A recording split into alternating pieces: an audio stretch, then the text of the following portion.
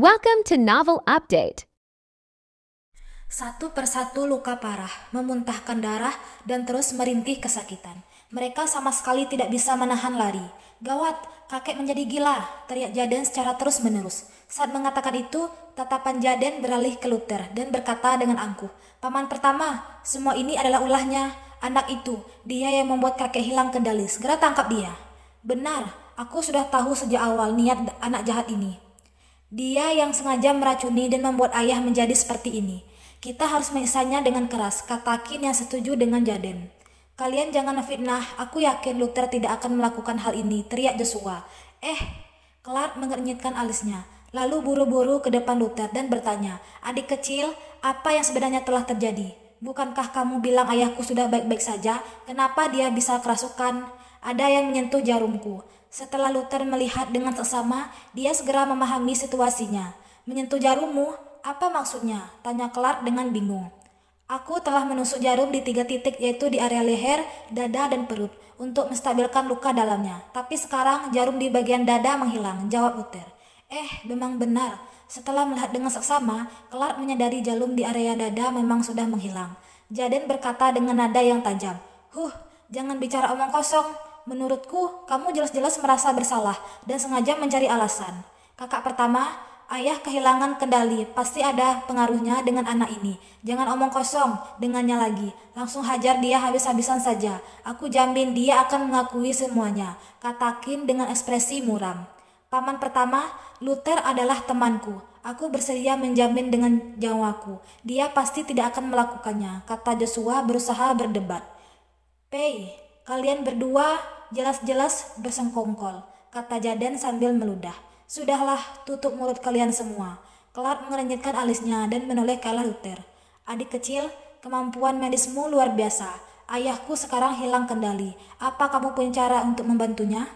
Selama kalian bisa mengendalikan Tuan Lari, aku punya cara untuk mengembalikannya keadaan semula," kata Luther dengan tenang. Mendengar perkataan itu, Jaden langsung menjadi kesal. "Mengendalikan kakekku? Benar-benar omong kosong. Apa kamu tahu siapa kakekku?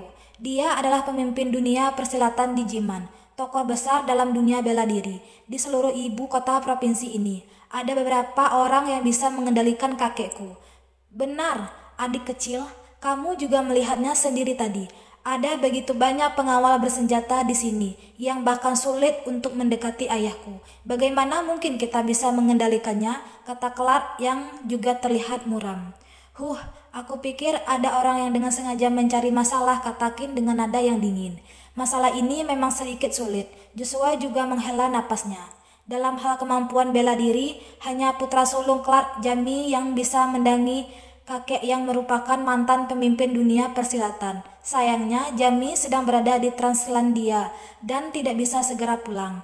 "Cepat lari, kakek sudah menyerang ke arah sini." Pada saat itu, Jaden tiba-tiba berteriak. Semua orang mendongak dan menyadari Lari sudah mengubah arah dan menyerang mereka dengan ganas. Dalam sekejap, semua orang menjadi sangat ketakutan. "Luther, kenapa kamu masih berdiri di sana? Cepat lari!" Joshua menoleh dan menyadari Luther masih berdiri di tempatnya. "Kalian tidak sanggup menahannya. Biarkan aku saja yang menahannya." Luther sama sekali tidak menghindar. Sebaiknya dia malah menyebut sarang Lari. "Luther, apa kamu sudah gila? Cepat kembali." Melihat kejadian itu, ekspresi Joshua berubah. Dasar tidak tahu diri," kata Jaden sambil terus tersenyum sinis. "Pemuda itu tidak tahu diri. Apa dia benar-benar berpikir dia bisa menahan ayah?" kata Kin dengan ekspresi yang terlihat gembira juga. Kin sangat ingin Luther mati di tangan ayahnya sendiri. "Adik kecil, jangan gegabah. Kamu tidak bisa menahan ayahku," teriak Clark. Namun Luther pura-pura tidak mendengarnya dan terus melangkah maju. "Bunuh!" teriak Lari dengan ganas dan kedua matanya memerah. Melihat ada orang yang menghalangi jalannya, Lari meninju dengan keras. Dalam sekejap, langit dan bumi juga berubah warna dan semua tanaman di sekitarnya menjadi runtuh. Seketika seluruh atmosfer terasa seperti berubah. Boom! Hanya terdengar suara ledakan. Pukulan Lari yang mengencangkan dunia akhirnya ditangkap Luther dengan mudah. Seluruh ruangan menjadi sangat hening. Suasana seluruh taman tiba-tiba menjadi hening. Semua orang tercengang melihat kejadian di depan mereka itu. Tidak ada yang menyangka Luther bisa menahan serangan Lari. Dia bahkan tidak terluka sedikit pun. Perlu diketahui, mantan pemimpin dunia persilatan adalah pesilat ulung tingkat master. Setiap pukulan dan tendangan penuh dengan kekuatan yang menguncangkan gunung dan menghancurkan bumi. Bahkan di seluruh Hutomo, ada beberapa orang yang bisa melawan tokoh mengerikan seperti ini. Dia menahannya. Jaden sangat terkejut, hingga matanya berkedut dan ekspresinya terlihat tidak percaya. Menurut mereka, Lari mewakili kekuatan teratas di ibu kota provinsi ini. Hanya dengan satu gerakan, dia bisa menghancurkan ahli bela diri terkuat. Bagaimana mungkin seorang dokter biasa bisa menahan tinju dari seorang ahli tingkat master seperti itu? Apa yang sebenarnya telah terjadi? Astaga, ternyata ada yang bisa menahan tinjunya Tuan Lari. Apa aku tidak salah lihat? Mulut tetua Robin terluka lebar dan rahangnya hampir terjatuh ke tanah. Dia pikir Luther hanya seorang jenius dalam bidang kedokteran. Tidak menyangka kemampuan bela diri Luther juga begitu menakutkan. Wow, Luther ternyata sehebat itu. Joshua hampir saja melompat dan langsung mengeluarkan kata-kata yang tak senonoh. Semua etika dan sopan santunnya juga hilang. Siapa sebenarnya orang ini? Kata Clark dengan kekuatan dan bingung. Tanpa sadar, keringat mulai bercucuran dari kening Clark. Saat Luther melangkah maju tadi, dia masih mengira Luther cari mati. Namun tidak disangka, Luther mampu menahan Lari.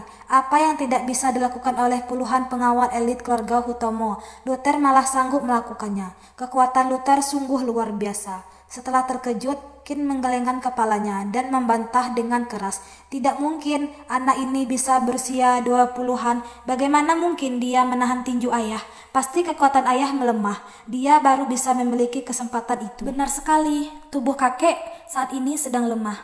Kalau tidak, mana mungkin anak ini bisa menahannya, kata Jaden yang juga setuju dengan perkataan Jin. Mendengar perkataan itu, semua orang mengunggukkan kepalanya sebagai tanda setuju. Benar, Luther hanya beruntung bisa menahan serangan itu. Memikirkan hal tersebut, hati semua orang baru merasa sedikit lega. Tuan Lari, tidurlah. Luther tidak peduli dengan tatapan dari orang di sekitarnya. Setelah menahan serangan Lari, dia langsung mengeluarkan jarum perak dan menusukkannya ke bagian dadanya. Kemudian, Lari langsung menjadi lemas dan langsung pingsan. Adik kecil, bagaimana? Ayahku baik-baik saja. Melihat ancaman sudah terselesaikan, Clark dan sekelompok orang itu segera mendekat lagi.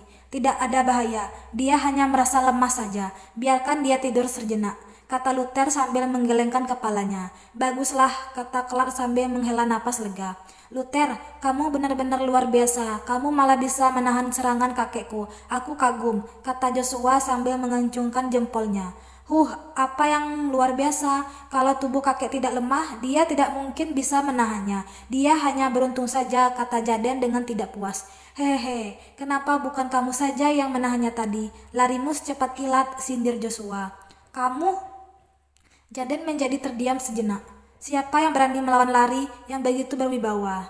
Sudahlah, papa kakek ke atas tempat tidur untuk beristirahat dulu. Begitu Clark memberi isyarat, para pengawal segera maju dan membawa Lari ke dalam kamar.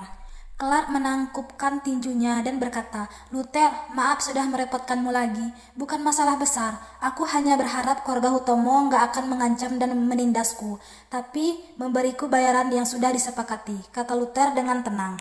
Mengancam dan menindasmu? Apa maksudmu, Luther? Tanya Clark sedikit bingung. Luther menjawab penuh arti. Sebaiknya kamu tanya sendiri pada dua orang di sampingmu. Apa yang sudah mereka lakukan? Kini sebenarnya apa yang terjadi? Tanya Clark sambil mengernyit. Ini, ujar Kin ragu-ragu. Masalah pemotongan bayaran seperti ini tentu tidak baik dibicarakan secara terang menderang. Paman Clark, aku tahu apa yang terjadi. Paman Kin dan yang lainnya diam-diam mengurangi bayaran Luther dari 600 miliar jadi 6 miliar. Mereka bahkan mengancam Luther, kata Joshua dengan serius. Kin, kamu sudah gila ya? Clark berkata dengan ekspresi masam. Luther sudah menyelamatkan nyawa ayah kita, keluarga kita berutang budi padanya. Berani-beraninya kamu memperlakukannya seperti ini. Apa menurutmu nyawa ayah kita nggak sepadan dengan 600 miliar ini? Kak Clark, aku rasa bocah ini nggak berhak menerima uang sebanyak itu, gumam Kin. Omong kosong, Clark melototi Kin dan berkata, Luther mengandalkan kemampuannya sendiri. Jadi, kenapa dia nggak berhak menerima bayaran kita? Sudah berbuat salah, kamu nggak menyesal dan malah berdalih sekarang. Cepat pergi ke aula leluhur, berlututlah dan introspeksi diri di sana. Kak Clark, ujar Kin yang masih ingin berdalih. Namun Clark menyela dan mengusirnya dengan marah. Pada akhirnya, Kin hanya bisa menurut dan berlutut di aula leluhur. Kamu juga, seru Clark sambil menatap Jaden. Jaden sontak menundukkan kepala, tidak berani berdebat pamannya. Namun dia tidak lupa melempar tatapan tajam penuh kebencian pada Luther sebelum pergi. Luther, aku benar-benar minta maaf. Ini salahku karena kurang mendisiplinkan mereka, kata Clark dengan ekspresi menyesal. Gak masalah, selama uangku tetap dibayar saja, ujar Luther sambil mengibaskan tangannya. Lagi pula, pada akhirnya dia tidak rugi apa-apa. Joshua, segera siapkan uang itu dan berikan pada Luther secara pribadi. Jangan buat kesalahan apapun, perintah Clark. Oke, sahut Joshua sambil mengangguk. Dia pun segera berlalu dari situ. Beberapa saat kemudian, cek senilai 600 mil sudah diserahkan kepada Luther. Luther, terima kasih atas bantuanmu hari ini, ujar Clark sambil bicara. Dia tiba-tiba mengeluarkan sebuah token perak dan menyerahkannya pada Luther dengan kedua tangan. Ini adalah token kamu kehormatan, keluarga Hutomo. Dengan memiliki token ini, mulai sekarang kamu sudah menjadi tamu kehormatan keluarga kami, ujar Clark. Clark melanjutkan, dengan token ini kamu bisa keluar masuk seluruh tempat milik keluarga Hutomo. Selain itu, kalau kamu mendapat masalah, kamu juga bisa menggunakan benda ini untuk meminta bantuan pada keluarga Hutomo. Luther, cepat ambil. Token ini adalah harta berharga. Dengan demikian, banyak masalah yang bisa diselesaikannya, ujar Joshua sambil mengedipkan mata berulang kali. Token kalau tamu kehormatan dari keluarga Hutomo adalah benda yang diidam-idamkan oleh banyak orang. Orang memiliki token ini berarti menerima dukungan dari keluarga Hutomo. Orang itu juga hampir bisa melakukan apa saja di seluruh wilayah provinsi selatan. Kalau gitu aku nggak akan sungkan, ujar Luther. Dia tersenyum senang dan langsung mengontangi token itu. Sebagai salah satu dari 3 keluarga puncak, keluarga Hutomo memiliki pengaruh yang sangat besar di Jiman dan beberapa provinsi di sekitarnya. Jika terjadi masalah yang rumit, Luther mungkin bisa meminta bantuan keluarga Hutomo. Kalau nggak ada urusan lain, aku pamit dulu, kata Luther. Dia memang tidak berencana untuk tinggal lebih lama. Clark pun berkata sambil tersenyum, Joshua, gantikan aku untuk mengantar Luther pergi. Luther, silakan lewat sini, ujar Joshua. Dia segera memandu jalan dan membawa Luther pergi.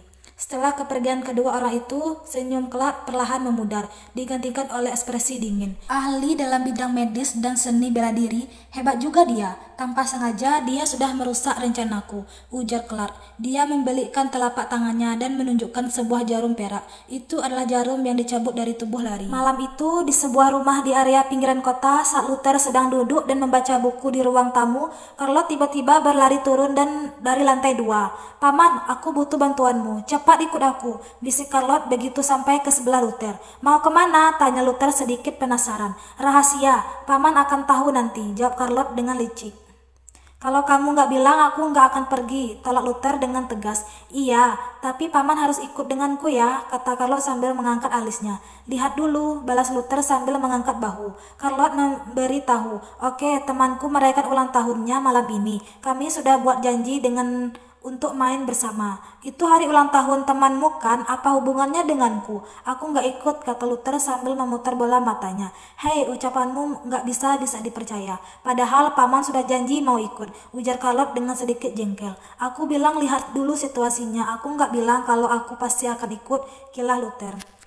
Kejam, seru Charlotte sambil mengentakkan kakinya dengan marah. Luther mengibaskan tangannya dan berkata, gadis kecil, kalian anak muda kumpul saja sendiri, nggak usah ajak aku, biarkan aku membaca dengan tenang.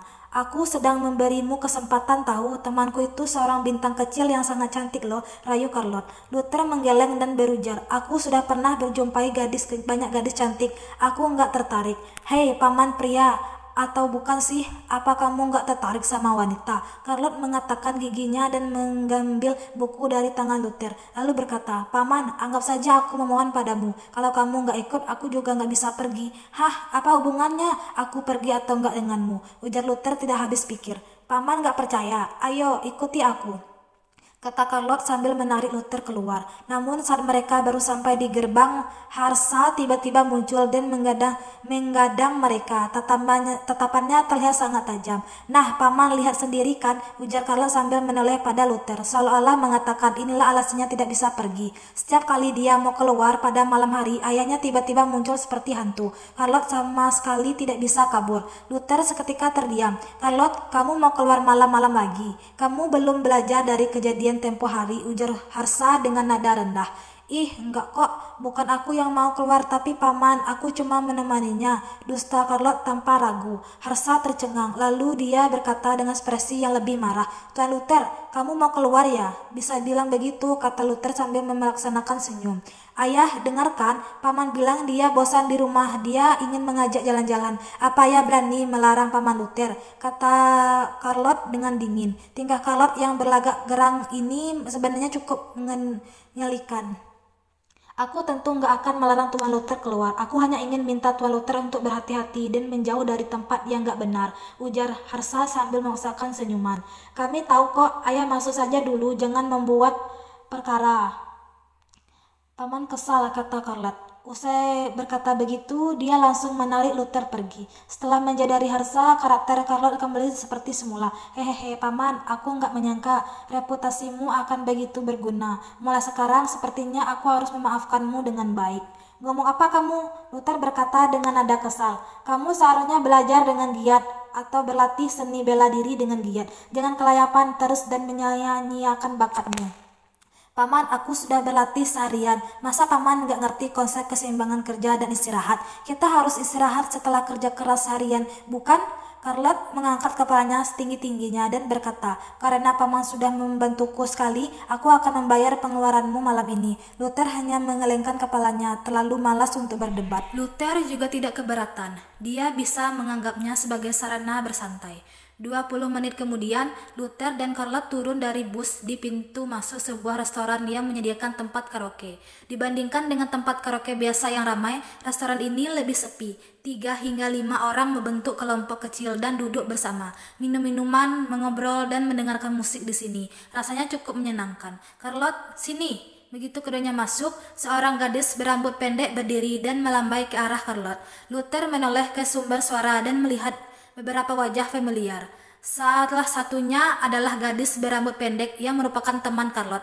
Tiana, satunya lagi adalah sosok populer di sekolah Charlotte, Hardy. Beberapa remaja yang tersisa juga tampak familiar, tetapi Luther tidak tahu siapa nama mereka. Satu-satunya wajah baru di mata Luther adalah seorang gadis cantik yang mengenakan seragam sekolah. Dengan wajah oval yang cantik, penampilan murni, dan aura elegannya, gadis itu sekilas mirip dengan aktris terkenal. Gadis itu jelas adalah sosok yang bisa menarik hati orang lain dalam sekali pandang. Maaf ya, aku telat, kata Charlotte sambil menghampiri teman-temannya. Kemudian dia memperkenalkan temannya pada Luther. Paman, kamu sudah bertemu yang lain, jadi aku nggak akan memperkenalkan mereka. Kalau yang ini, dia adalah protagonis kita hari ini. Kenalkan, dia Raina, teman sekelasku. Aku kasih tahu satu rahasia ya, Raina bukan cuma penyiar daring dengan jutaan penggemar, tapi juga seorang bintang di sekolah kami, tambah Charlotte. Charlotte, jangan sembarangan ngomong, aku cuma seorang trainee. Mana bisa disebut bintang, kata Raina pura-pura kesal. Charlotte berkata sambil tersenyum, nyanyianmu sangat merdu, hanya tunggu waktu sebelum kamu bisa debut. Aku yakin kamu bakal langsung populer. Terserah kamulah, balas Raina sambil memutar bola matanya. Paman, aku nggak bohong kan, sudah kubilang ada wanita cantik di sini. Gimana, terpesona nggak? Goda Charlotte sambil tersenyum. Luther hanya melirikkan sekilas, terlalu malas untuk menanggapinya. Charlotte, kita janjian mana main sama teman sekelas, kenapa kamu malah bawa orang luar ke sini? Ujar Hardy sedikit kesal. Iya Charlotte, hari ini hari ulang tahun Raina, nggak terlalu pas kalau bawa orang asing ke sini, timpal Tiana. Nggak masalah kok, makin ramai makin meriah, ucap Raina sambil tersenyum santai. Iya, pamanku ini jago bertarung, kalau kita dapat masalah dia bertindak sebagai pengawal bagi kita, kata Carlos sambil mengangguk berulang kali. Apa hebatnya bisa bertarung? Kalau kita benar-benar terkena masalah, aku harus kita andalkan itu koneksi, ejek Hardy. Sejak Luther mencuri tempatnya sebagai pusat perhatian, Hardy terus memendam dendam. Awalnya dia ingin memanfaatkan Ronald untuk memberi pelajaran pada Luther. Tanpa disangka, Hardy justru langsung ditampar oleh Ronald. Wajahnya bahkan masih sedikit bengkak hingga sekarang. Oke, nggak usah bahas ini dulu. Semua orang sudah sampaikan. Raina, ayah menyanyikan sebuah lagu untuk kami, kata Charlotte buru-buru, mengganti topik pembicaraan. Aku sudah lama nggak dengar Raina nyanyi. Akhirnya aku pun kesempatan hari ini. Raina, cepat naik ke panggung. Aku sudah gak sabar mau dengar nyanyianmu. Semua orang mulai bersuara. Baiklah, aku akan menyanyikan untuk kalian, kata Rena sambil tersenyum. Dia lantas berjalan ke atas panggung dan berdiskusi dengan penyanyi pria di sana. Penyanyi pria itu langsung setuju dan mempersilahkan Rena menghentikannya. Oh, wanita cantik itu mau nyanyi. Menarik. Cantik, nyanyian lagu Selamanya Cinta Untukku ya. Rena langsung menarik perhatian banyak orang begitu dia naik ke atas panggung. Para pria yang baru minum anggur menjadi sangat antusias dan berteriak heboh.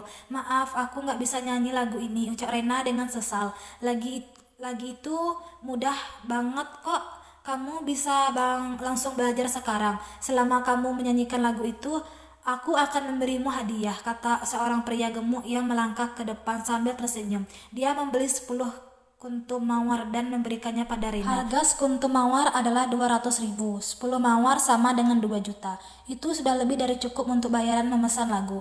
Anu, aku benar-benar gak bisa nyanyi lagu itu, ujar Rena dengan ekspresi rumit. Dia tidak menyangka akan menghadapi situasi seperti ini. Begitu naik ke atas panggung, pria gemuk itu berkata, aku gak peduli, lagian aku sudah memesan lagunya. Kalau kamu gak menyanyikannya, itu artinya kamu gak menghargaiku. Kemudian si pria gemuk menyerengi dan melanjutkan, tentu saja kalau kamu menemaniku minum-minum, aku gak akan perhitungkan masalah ini. Mendengar ucapan pria itu, Hardis ketika naik darah. Thanks for watching.